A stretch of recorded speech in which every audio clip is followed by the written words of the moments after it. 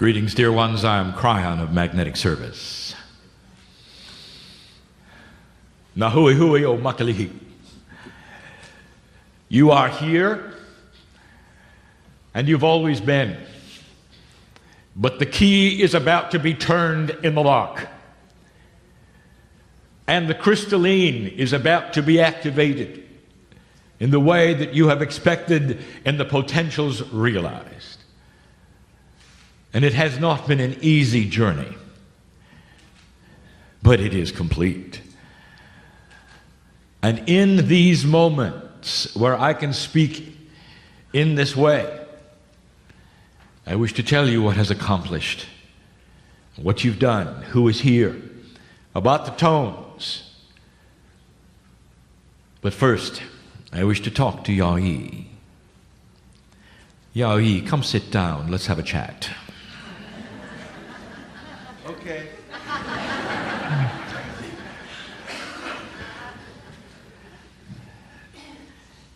Before me is the manifestation of a system. It's the Akashic system, one that drips with love, with purpose, and with energy. That such a thing could take place where the priest that had the responsibility of the seance, given by those who have names you cannot pronounce, who begin to flood into this room with the ancestors of the land, could actually take place in this fashion. A system of divine guidance and free choice. And here sits the man, who was also a man back then, who was responsible for remembering in his Akash not just the tones, but the combinations of the communication that talks to the key. And I'm going to explain that in just a bit. Yai, congratulations. Congratulations for duplicating the 24 of 36.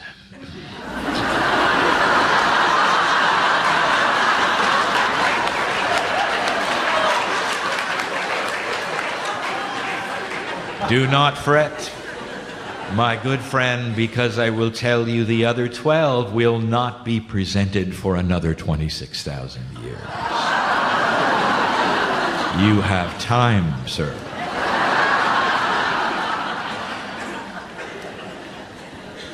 And so as he stands in a moment,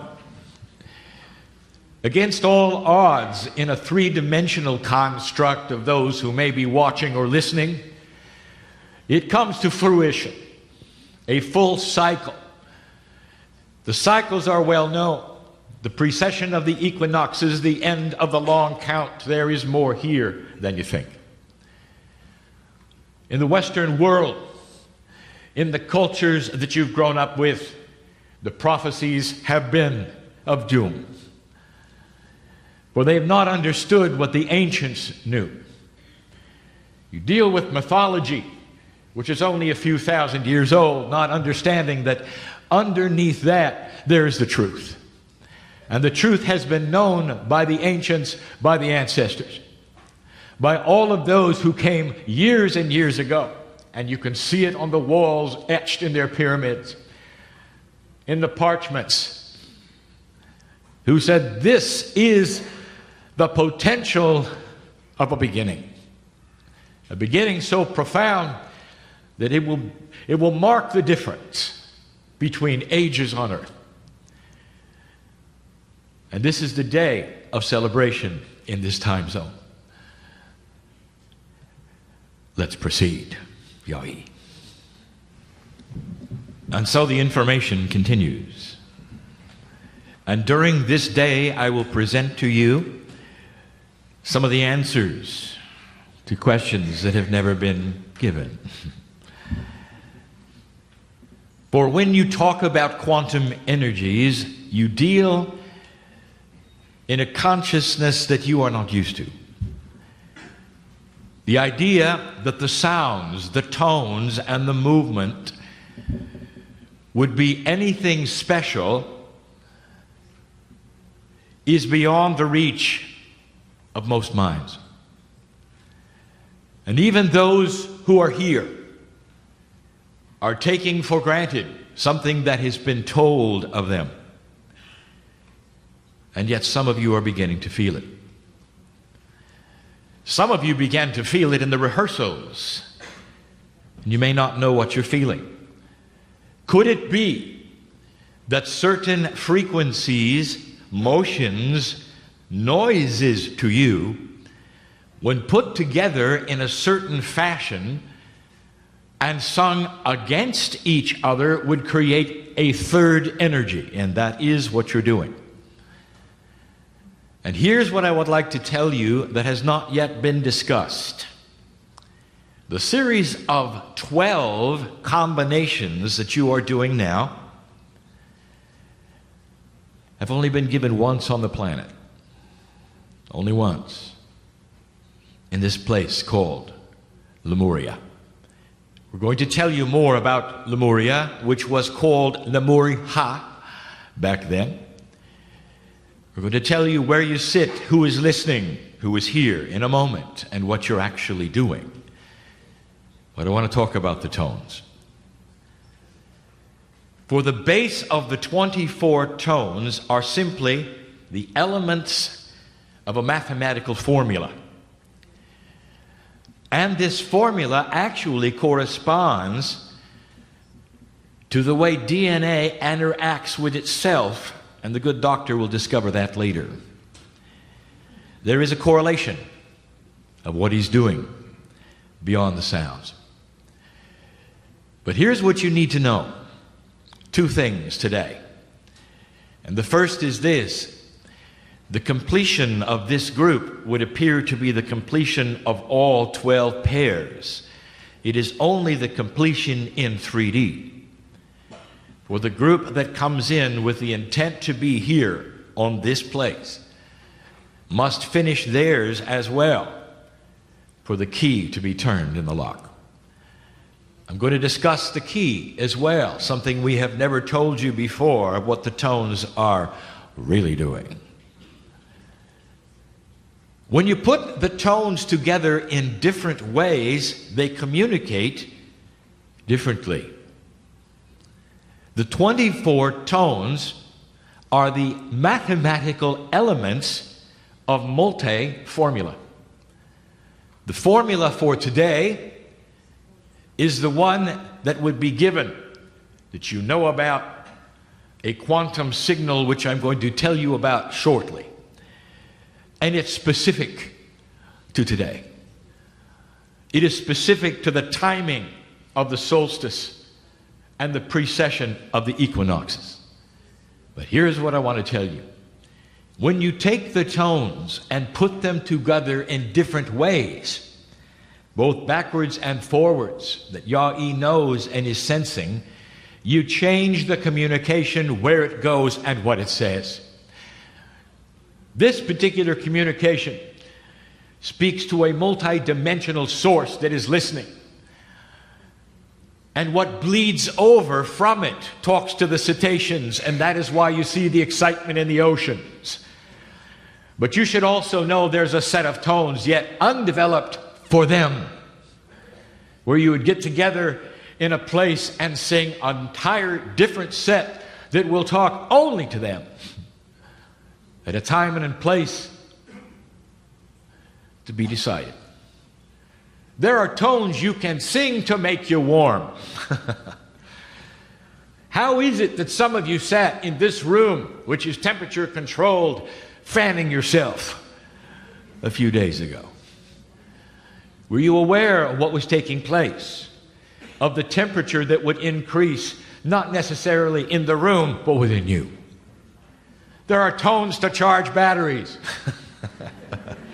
Doctor discovered that. It's endless. There are tones that talk to Gaia. This is only one set of many. And so you are opening the door of the kind of communication that we have never discussed before. It is specific to energies that perhaps you've only started understanding that are there. The earth knows who you are today. Gaia especially, and I'm going to talk about that very soon. Very soon. And the message continues. I'm going to wait for the fourth period of information before I give you the structure of what you're totally doing. I wait for the 4, for it is the numerological equivalent of structure. It is the Gaia number. And that is why I wait.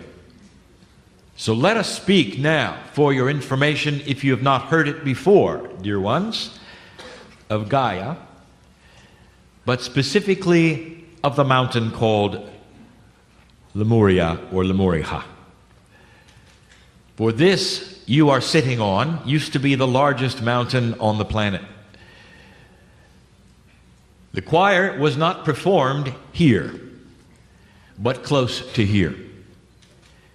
In those days, the mountain and the peak of this mountain was approximately, in your language, 30,000 feet. The bubble beneath the hot spot that is volcanic pushed up the mountain, and this is something that geologically is unprovable. There still will be signs that it was possible, and there is protocol for those signs have been seen in other hot spots on the planet. If you had held a meeting on the top of the mountain, you would not be able to breathe. But at 20,000 feet, it was bearable. You actually held this particular ceremony in what back then was called the saddle. Today, it is the space between the two peaks of Maui. Approximately 20,000 feet back then, it was cold. It was very cold. And you were always cold when you gave this particular meeting.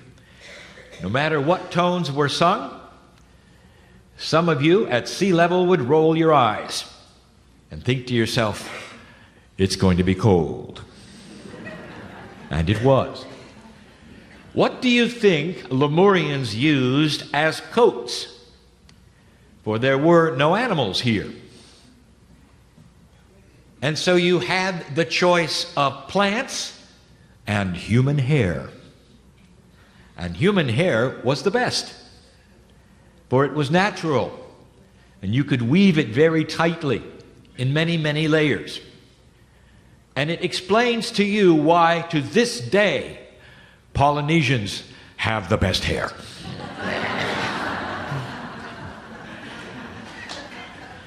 You were always cold. But you did it anyway. And you did it in a time of year just about now. For the same reasons were given you by the priestess, for the celebration that the Hawaiians have of creation, of harvest, of the Creator, is still here. For the earth turns the same way it did then, dear ones. And the seasons were the same then as they are now. And isn't it interesting that no matter what the mountain did later as it subsided and these became islands, that the traditions remained and the ancestors kept them fresh.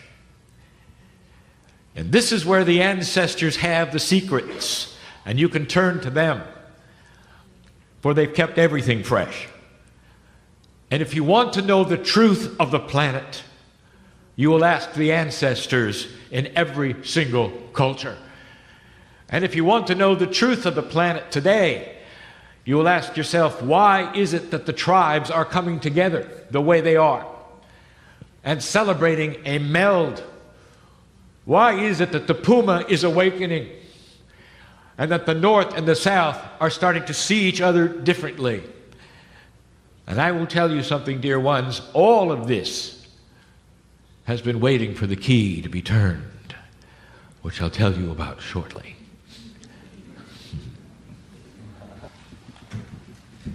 And so the information that follows is difficult. It's not that it's complex. It's simply the first time it's been given in this fashion. And to set the stage, I will review something that has been given you in the last weeks.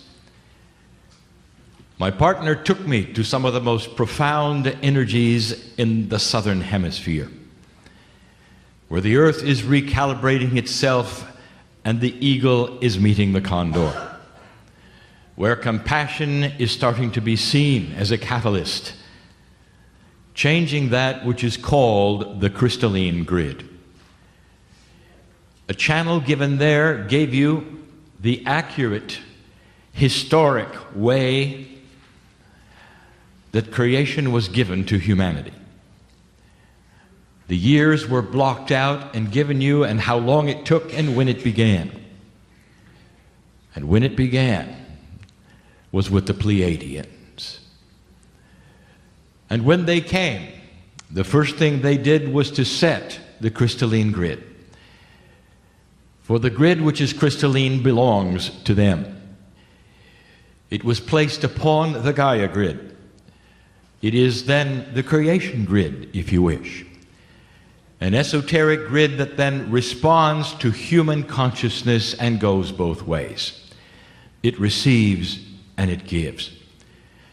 Part of what is going on now is the recalibration of the crystalline with human consciousness. Now I give you all of these things to tell you what else it does. What do you know about crystals? One of the only geologic substances that can retain a vibration. One of the only geological substances that can be programmed to retain and have memory. And so the crystalline grid is really two things: an esoteric grid that works with vibration of human consciousness, both in retaining and transmitting back to the human DNA, but it talks to Gaia. And the Gaia part it talks to is anything crystalline in the Earth's crust. If you talk to a geologist about how much crystalline there would be in the Earth's crust, you would be amazed. And so there is a retention of frequency between the quantum grid, which is crystalline, and the Earth crystalline grid, which is the dirt of the Earth.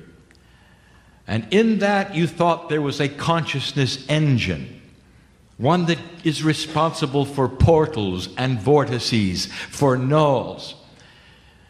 But it's more. For in the building of the crystalline grid, the Pleiadians built a lens.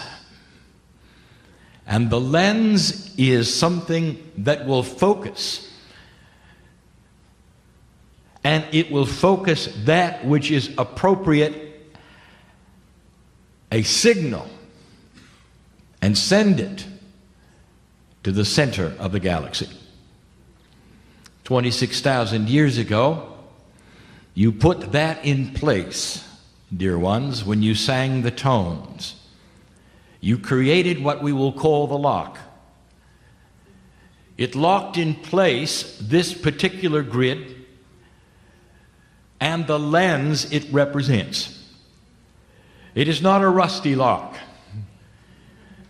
It is a lock that responds and is ready should you have arrived at the time and place at the end of the precession of the equinoxes, when you would turn the key with compassion and lubricate it with the love of the ancestors, and come to a place where through the tones being sung again, the key then starts to turn the lock, and the crystalline grid and the lens starts to focus itself to the center of the galaxy which intersects your sun.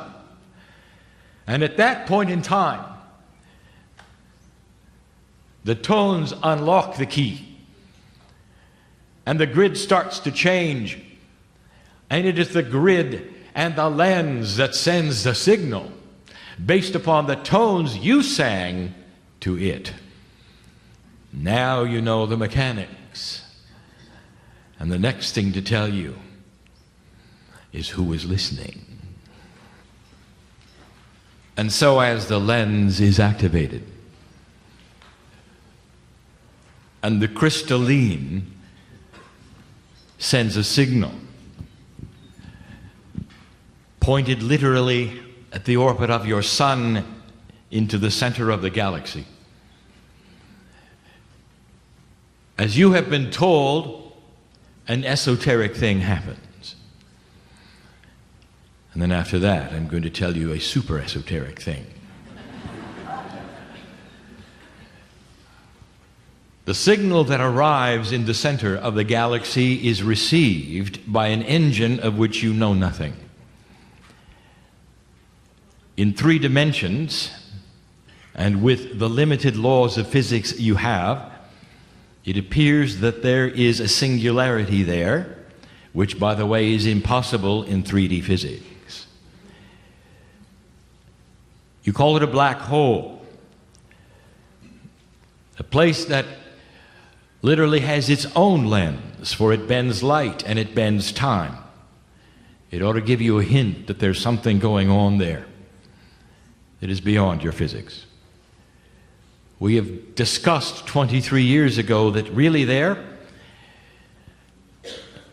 is a set of energies, a push-pull energy, that sets the stage for what you would call an entangled galaxy. All of the stars in your galaxy, unlike your solar system, travel at the same identical speed around the center. This is impossible with Newtonian physics. It ought to tell you something is happening. All of the stars of your galaxy are therefore entangled with the middle. The middle, therefore, is the center. And the middle of your galaxy becomes more than just an anomaly of physics. It is the engine of communication. In an instant fashion, the entire galaxy and all intelligent life that has the ability knows that the planet Earth has gotten to a point where compassion counts. Got to a point where the barbaric notions of war and differences between human beings is starting to shift and recalibrate itself. Getting to a point where so many civilizations also got to. And so the signal that is sent at the end of this day, with the second set repeating what you just did, is that it's received and was expected. And that is esoteric. Unbelievable to many, and yet the ancients told you that something like this was possible. The end of the long count of the Maya said a beginning of another calendar. You tear the old one off the wall, it's no longer appropriate, it's no longer good. And you put a new one up. One that is different. It's a different color, it's a different attitude, a different consciousness.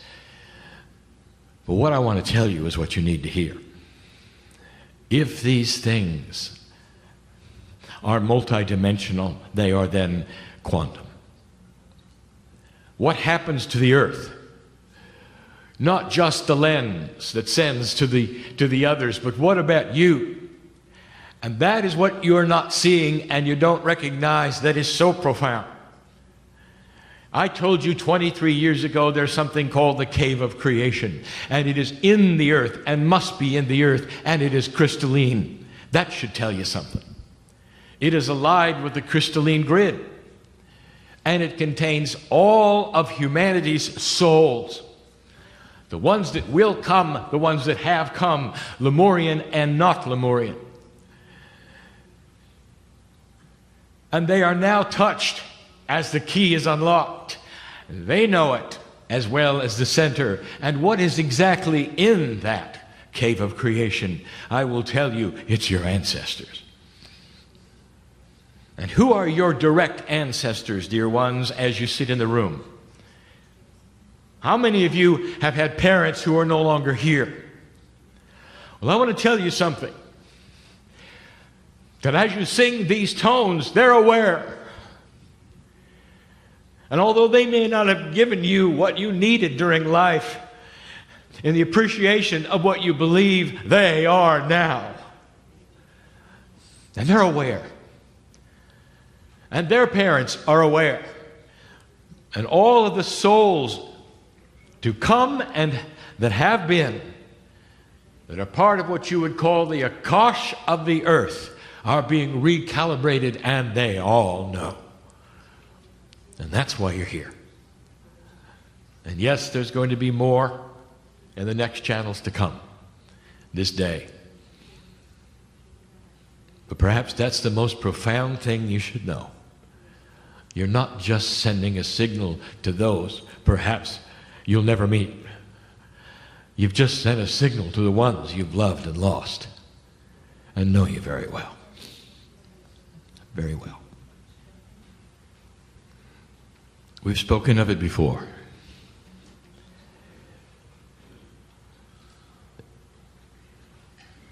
The Pleiadians are not far away.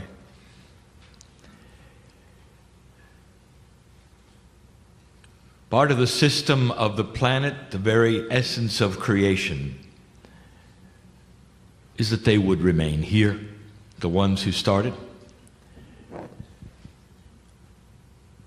In an esoteric way, some have said they live in the mountains of the earth.